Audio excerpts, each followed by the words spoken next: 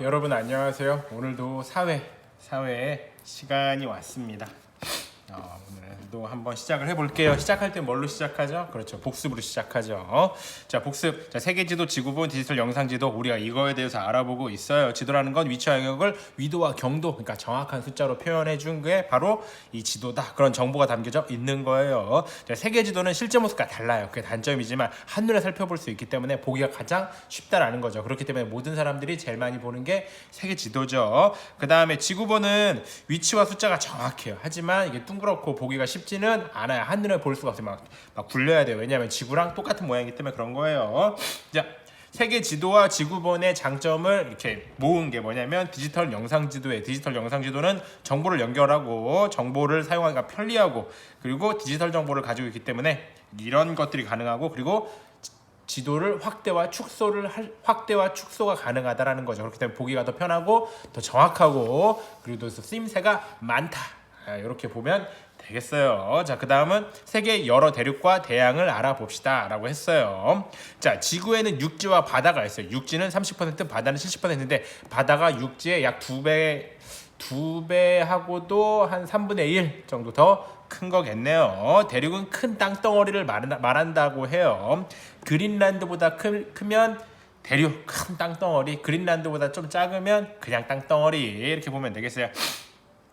대륙에는 아시아, 아프리카, 오세아니아, 북아메리카, 남아메리카, 유럽이 있어요. 아시아는 가장 커요. 아프리카는 아시아 다음으로 커요. 북반구하고 남반구에 걸쳐 있다는데 이 얘기는 뭐예요? 적도가 지나간다는 얘기죠. 그렇기 때문에 그 지역은 사계절 내내 아주 더운 기후를 가지고 있다라고 보면 되겠어요. 자, 오세아니아는 가장 작은 대륙이고 남반구에 있다고 해요. 남반구에 있다는 얘기는 무슨 얘기예요? 그러니까 기후가 12월에 이 나라는 여름이고 우리나라는 겨울이 되겠어요. 반대로 6월에는 이 나라는 겨울이고 우리나라는 여름이 됩니다. 자, 북아메리카 북반구에 있고 북극해에 있어요. 북반구에 있으니까 우리나라랑 사계절 흐름이 같겠죠. 그리고 북극해에 맞닿아 있기 때문에 끝부분은 아주 춥다라는 얘기겠죠. 남아메리카는 남반구에 위치해 있어요. 그렇기 때문에 우리나라하고 사계절 방향이 정반대예요. 하지만 또 남극해에 붙어 있기 때문에 또 그 남극해 가까운 부분은 아주 춥다라는 거죠. 자, 유럽은 많은 나라가 있어요. 많은 나라가 있기 때문에 많은 역사가 있겠죠. 자, 그 다음은 대양이에요. 대양은 또 큰 바다를 말하죠. 태평양, 대서양, 인도양, 북극해, 남극해가 있는데 특히 남극해 같은 경우는 양으로 바뀔 수도 있다라는 거죠. 남극, 양으로. 자, 그 다음 보겠습니다. 자, 그 다음은 세계 여러 나라의 면적과 모양을 살펴봅시다요. 세계 여러 나라를 말할 때 그냥 땅덩어리만 보고 말할 때는 영토와 면적, 모양을 가지고 얘기하면 되겠고 영토 크기, 면적, 크기, 모양, 그 면적의 모양을 가지고 얘기하면 되겠어요. 영토의 면적이 가장 큰 나라 어디예요? 1위 러시아, 2위 캐나다, 3위 미국, 4위 중국, 5위 브라질. 러시아를 횡단하는 시베리아 횡단철도 한 달 걸린다고 해요. 가는데 우리나라는 서울에서 부산까지 한 일반 무궁화호 기준으로 한 5시간, 6시간이면 되는데 러시아는 한 달 걸린다고 합니다. 그리고요. 83위는 대한민국인데 이 대한민국도 남한이랑 북한이랑 합한 그 크기가 22만 제곱킬로미터예요. 근데 이건 라오스하고 크기가 비슷하고요. 또 영국이랑 크기가 비슷하고 저기 남아메리카의 가이아나랑 또 크기가 비슷하다고 합니다. 생각보다 그렇게 작은 건 아니에요. 자, 그 다음 최하위는 바티칸 시국이에요. 도시 그냥 건물 하나예요. 건물 하나. 자, 면적을 비교하는데 세계 지도는 안 돼요. 왜 안 되죠? 이거는 실제와 다르기 때문에 정확한 정보를 얻을 수 없기 때문에 면적 비교할 때는 무슨 지도? 디지털 영상 지도를 쓴다는 거죠. 네, 그 다음은 사우디아라비아는 국경선이 단조롭다. 아이슬란드는 해안선이 복잡하다. 아르헨티나는 남부로 길게 뻗어 있다. 이거 무슨 얘기예요? 기후가 아주 다양하다라는 얘기겠어요. 탄자니아는 둥근 모양이다. 탄자니아 이거 그냥 아프리카 하나 넣은 것 같아요. 네, 탄자니아 둥근 모양. 그런 나라 또 있지 않나?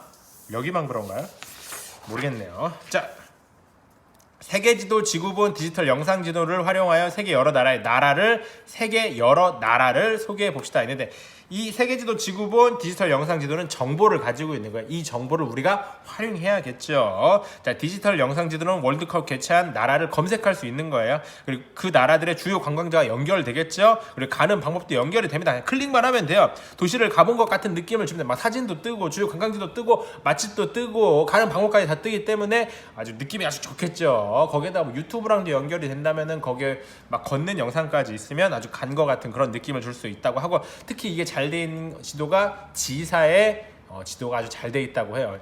그리고 우리나라의 D사하고 N사의 지도는 시티뷰 같은 게 있어가지고 아주 잘 되고 있다고 합니다. 시티뷰 같은 게 있어가지고 간 것 같은 그런 느낌, 정보가 아주 제대로 연결돼 있어요. 자, 세계지도는 한눈에 볼 수 있기 때문에 우리가 쉽게 접할 수 있는 거죠. 그래서 세계 일주 경로를 그냥 쉽게 소개하는 데 쓰는 거예요. 왜? 한눈에 보는 거야. 세계 일주를 하는 경로가 이거다. 여기서부터 여기까지 도는 거야. 세계 일주의 기준은 모든 시간대를 지나는 게 포인트라고 해요. 그리고 그 나라의 주변 나라를 어떻게 한눈에 보는 거야. 한눈에 보는 겁니다. 자, 지구본은 우리나라의 반대편 나라, 그리고 지구본은 세계 일주 경로를 정확하게 얼마나 걸리는지 정확하게 가장 가까운 경로로 가려면 뭘 써야 돼? 지구본을 써가지고 그거 봐야겠죠. 자, 1978년 월드컵을 검색했어요. 뭘로? 디지털 영상지도로 검색했더니 아르헨티나가 나왔어요. 아르헨티나를 검색했더니 또 면적의 28배다. 어느 나라? 우리나라 28배예요. 엄청 큰 나라인 거예요. 그리고 아르헨티나에서 1978년 월드컵이 개최한 도시는 부에노스아이레스, 로사리오라는 정보가 연결돼가지고 우리한테 알려졌다라는 거죠. 무슨 지도가? 디지털 영상지도가. 네, 그렇습니다. 요즘은 암기 시대라기보다는 뭔가 잘 활용하는 게 중요하겠죠. 자, 세계 다양한 기후를 알아봅시다. 기후가 나왔어요. 기후는 굉장히 중요합니다. 여러분 봄, 여름, 가을, 겨울이 있어요. 어느 계절이 가장 좋아요? 있을 거예요. 왜 그래요? 여러분이 좋아하는 기후가 있는 거예요. 기후는 날씨를 얘기해요. 세계의 기후는 다양해요. 왜? 태양열이 비추는 양, 그리고 또 거기에 바다하고 접해 있냐 아니냐, 그리고 지형이 어떻게 생겼냐, 요거에 따라서 기후가 바뀐다라고 보면 되겠어요. 자, 기후를 얘기할 때 제일 중요한 게 적도지방하고 극지방이에요. 적도지방에 가까울수록 덥고 극지방에 가까울수록 춥다라고 보면 되겠어요. 적도지방은 뭐예요? 영도입니다. 영도에 가까울수록 열대예요. 열대는 기온이 높고 강수량이 많아요. 그 다음에 건조한 기후, 사막이에요. 강수량이 500ml밖에 안 돼요. 자, 그 다음에 온대기후, 사계절이 뚜렷해요. 얘가 제일 살기 좋아요. 유럽도 그렇고 아시아도 그렇고 거의 뭐 선진국들은 다 여기 온대에 속해 있다라고 보면 되겠어요. 고산기후도 하나 볼까요? 고산기후는 봄철 날씨래요. 근데 막 열대지방 같은 데에서는 이렇게 고산기후가 나타나는 곳이 아주 터가 좋은 거예요. 땅값이 어떨 것 같아요? 아주 비싸죠. 멕시코시티, 보고타, 키토, 라파스, 마추픽추가 바로 고산기후에 속한다라는 거죠. 자, 그 다음 보면은 냉대예요. 냉대는 사계절은 뚜렷한데 겨울은 춥고 길어요. 대표적인 나라가 시베리아 아니면 핀란드 이런 나라들인데, 여러분들 유럽의 핀란드 같은 곳에 가면은 해가 오후 3시면 지고 오전 한 10시에 해가 떴다 그래도 뜬 느낌이 없어요. 그리고 막 흐려. 그러다 보니까 막 우울하고 그래요. 냉대기후 한번 가보면은 우리나라가 기후가 장난이 아니게 좋구나라는 걸 알게 돼요. 거기에 가면 사람들이 태양이 뜨기만 해도 막 노래 부르고 춤추는 경우도 봤어요. 그냥 막 길 가다가 막 노래 부르고 그래요. 왜? 태양이 떴다 이거예요. 오늘 겨울인데 엄청나다는 그거죠. 자, 그 다음에 한대기후, 기온이 매우 낮아요. 몇 도? 제일 높을 때가 겨우 10도 미만이라는 거겠죠. 자, 태양은 적도에 가장 많이 비추고 열대라는 거죠. 적도가. 극지방은 한대인데 요때는 극지방은 또 태양열이 아주 적게 비춘다라는 거죠. 자, 위치와 지형에 따라서 기후가 나타나는 거예요. 위치는 뭐예요?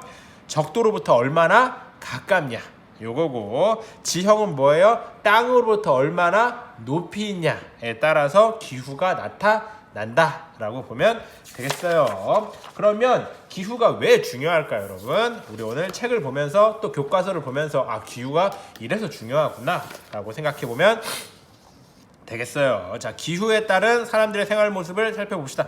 이거 한번 동그라미 한번 쳐 볼게요. 자, 기후에 따른, 여러분도 쓰세요. 쓰면서 공부해야 됩니다.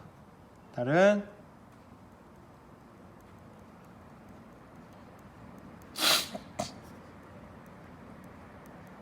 생활 모습을 살펴 봅시다. 근데 여기서 사람들의 생활 모습이에요. 생활 모습을 보는 그 기준은 의식주예요. 뭘 입냐, 뭘 먹냐, 어떻게 사냐, 어디서 사냐 겠죠. 자, 이제 동그라미 치면서 한번 읽어볼게요. 40페이지.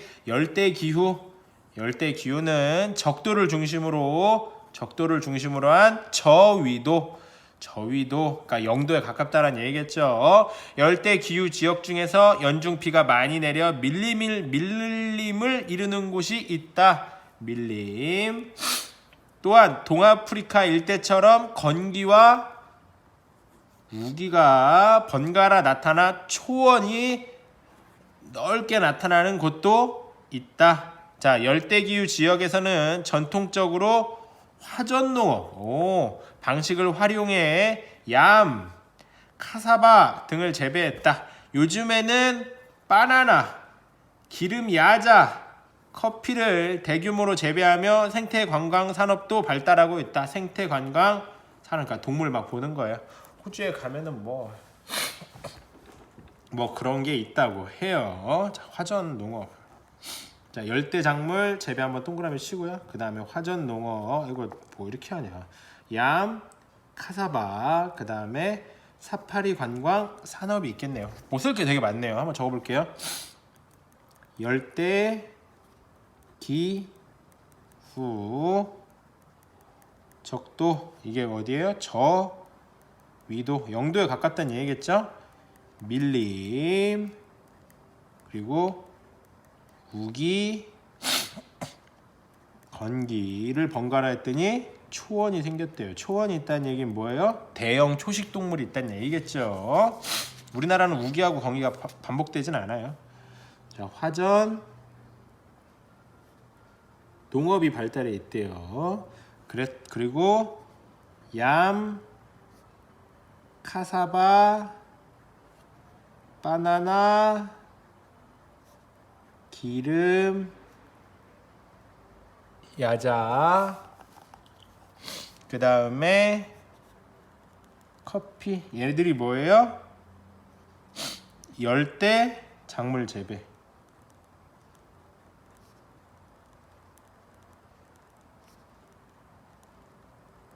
배가 되겠죠. 자, 그리고 생태 산업이 발달했다라고 하고, 사파리 관광 사업이 있겠네요. 잘하면 우리 뒷페이지가 있을 것 같아요 오늘. 자, 그 다음에 건조기후네요. 어우, 잘 써야겠다. 건조기후는 주로 위도 20도 일대와 중앙아시아처럼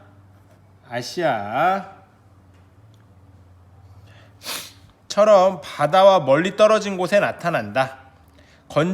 바다와 멀리 떨어진 건조기후 지역 중에는 아프리카 사하라처럼 강수량이 매우 적어 사막이 널리 나타나는 곳도 있다. 중앙아시아처럼 약간의 비나 눈이 내려 초원이 넓게 나타나는 곳도 있다. 사막 지역의 사람들은 오아시스, 나일강과 같은 강 주변에서 농사를 지으며 살아간다. 초원 지역의 사람들은 전통적으로 물과 풀을 찾아 가축과 함께 이동하는 유목 생활을 살아간다. 자, 나일강, 그 다음에 사막, 그 다음에 모로코의 진흙지, 그 다음에 몽골 초원, 게르죠, 게르. 건조 기후 좀 아껴 써야 될 것 같아. 위도 20도, 중앙 아시아, 그 다음에 바다, 그 다음에 사하라, 사막, 초원, 오아시스, 강, 주변, 농사,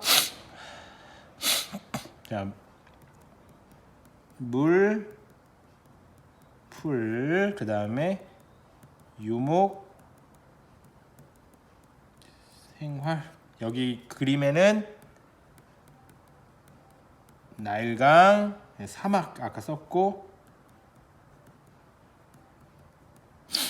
진흙집, 그 다음에 몽골 초원이 있겠네요. 건조기후 한번 이런 데다 라고 보면 되겠어요.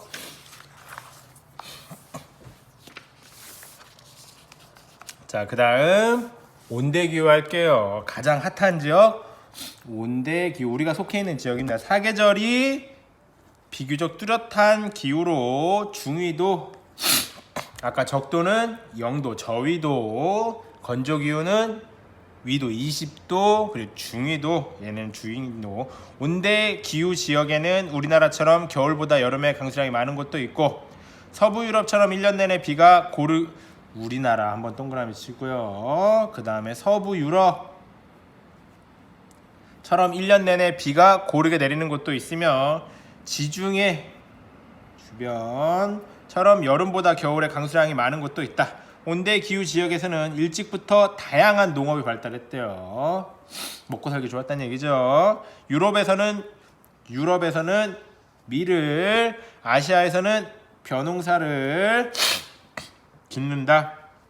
지중해 주변 지역에서는 올리브나 포도를 많이 재배한다. 온대 기후 지역은 인구가 많고 산업이 발달했다. 네, 좋다는 얘기죠. 좋은 건 다 가지고 있네요. 한 대까지 있나? 한 대까지 있네요, 여러분. 오늘 40분 다 할 것 같아요, 여러분. 자, 빨리 할게요. 온대 기후, 사계절, 그리고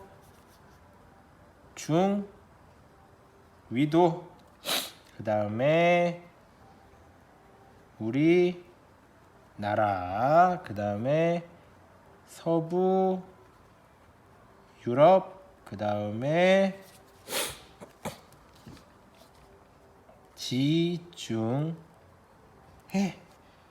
자, 다양한 농업이 발달했다라는 거. 우리나라는 벼농사, 유럽은 밀, 지중해는 올리브하고 포도 이렇게 발달했고, 이랬더니 인구가 많고 산업 발달했다라는 거겠죠. 발달할 수밖에 없죠. 이렇게 좋은데. 그렇죠? 자, 그 다음 볼게요. 83페이지. 냉대기후, 러시아의 시베리아, 캐나다와 같이 북반구의 중위도, 고위도 지역에 널리 분포한다. 냉대기후 지역은 여름에는 밀, 감자, 옥수수 등을 재배할 수 있지만 겨울에는 농사를 짓기 어렵다고. 징그럽게 추우니까요. 냉대기후에는 상하수도 시설이 없다고 해요. 왜? 겨울이면 얼어가지고 파이프가 터질 수 있기 때문에 수도를 갖는다는 게 참 쉽지 않다고 합니다. 또한 잎이 뾰족하고 재질이 부드러운 침엽수림이 널리 분포해 목재와 펄프의 세계적인 생산지가 되기도 한다. 펄프, 종이 등을 만들기 위해 나무 등의 섬유식물에서 뽑아낸 재료. 냉대기후 지역의 침엽수림, 이렇게 이뻐요. 가서 보면 펄프용 목재 생산, 쭉쭉 뻗은 나무들. 침엽수림은 이렇게 목재를 쓰고, 펄프 만들면 우리가 종이로 쓰는 거. 러시아 전통 가옥 이즈바, 나무가 많으니까 이즈바는 동그라미 칩시다.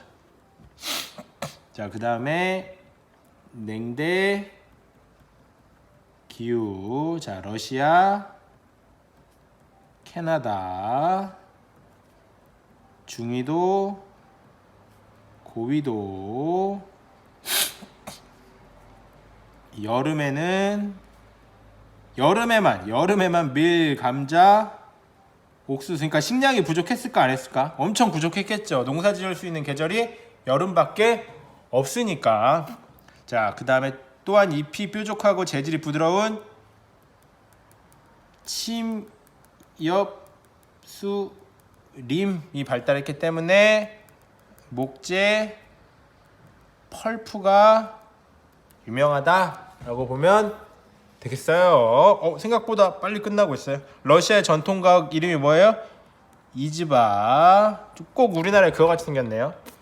우리나라의 그 강원도에 가면 있는 집인데 기틀집? 뭐 그거 같이 생겼는데? 아닌가? 비슷한 것 같아요.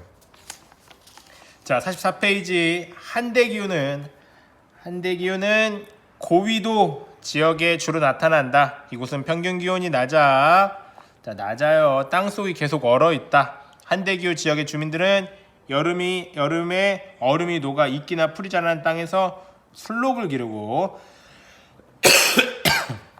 유목 생활을 한다. 이 지역은 석유와 천연가스 등이 풍부해 자원 개발이 활발하다. 자, 최근에는 한대기후 지역의 자연 환경을 연구하려고 여러 나라가 이곳에 연구소나 기지를 세우고 있다. 우리나라도 남극지방의 세종과학기지와 장보고과학기지, 북극지역의 다산과학기지를 세워 극지방의 자연환경 연구에 힘을 쏟고 있다라는 거죠. 아래다 쓸게요. 한대기후 엄청 춥다는 거죠. 주로 고위도에 있고 기온이 낮다라는 거죠. 술록을 키우는 유목생활을 주로 하죠. 여기서 뭐 농사를 지을 수는 없으니까요. 이 지역은 근데 석유, 천연자원이 많아서 자원 개발이 활발하다고 해요. 최근에는 기후지역의 자연환경을 연구하려고 여러 나라가 연구소를 세우는데 우리나라 세종과학기지 그리고 장보고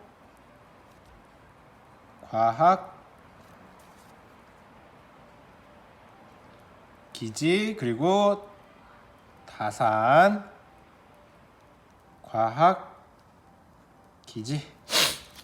자, 이제 볼게요. 여러분 복습 한번 해봐야겠죠? 복습 한번 해볼게요. 여러분들 오늘 좀 많이 공부했는데 그래도 내용은 쉬워요. 기후에 따른 사람들의 생활 모습을 살펴봅시다. 제일 먼저 열대기후 있어요. 적도는 저위도인 거고 밀림이 발달해 있다라는 거고 우기, 건기, 초원이 발달된 지역도 있다라는 거겠죠. 그랬더니 화전농업이 발달했대요. 그냥 뭐 불로 태우면 뭐든지 잘 자라니까. 얌, 카사바, 바나나, 기름야자, 커피, 열대작물 재배가 인기가 있다고 해요. 자, 생태관광 산업도 발달해서 사파리 관광 산업 같은 거겠죠. 사파리 관광 산업이 발달해 있다고 합니다. 어디가? 열대기후가. 자, 그 다음은 건조기후.